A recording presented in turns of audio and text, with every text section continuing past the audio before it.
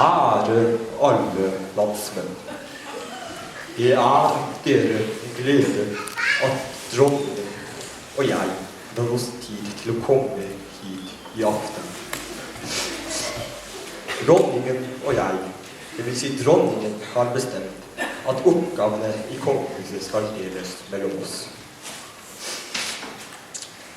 Barna etter hvert, deres ektefelle, tar seg av de letteste tingene, som åpninger av nattklubber. Mens dronningen og jeg tar oss av åpninger av museumsbesøk. Vi har fått beskjed om å introdusere dere for Aurora og Emilie. En annen viktig beskjed fra kongehuset var for ungdommer og deres foreldre til å komme inn på engleskolen til Martha Haljois. Og i den anledning skal dronningen lese en lapp vi fikk med oss.